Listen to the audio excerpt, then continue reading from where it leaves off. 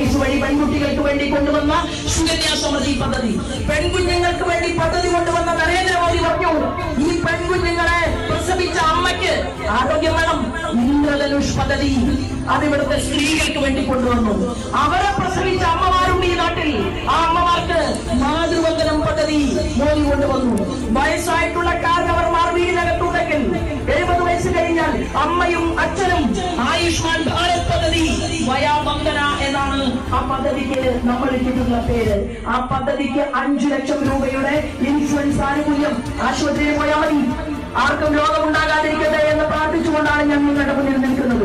എന്നാൽ രോഗിയായിട്ടുള്ള ഒരു മനുഷ്യന് ക്യാൻസർ ബാധിതനായാൽ, ഒരു വ്യക്തി ഹാർട്ട് അറ്റാക്ക് വന്നാൽ, ഒരു വ്യക്തിക്ക് റൊമാറ്റിക് ഫീവർ വന്നാൽ, ഒരു വ്യക്തിക്ക് ജീവിക്കാൻ സാഹചര്യമില്ലാതെ കിഡ്നി മാറ്റിവെക്കണമെന്ന് വന്നാൽ, ലിവർ സിറോസിസ് വന്നാൽ, ആ വ്യക്തിയെ സംരക്ഷിക്കാൻ ഞാനുണ്ട് കൂടെ എന്ന് പറഞ്ഞ് ഇന്ത്യയുടെ പ്രധാനമന്ത്രി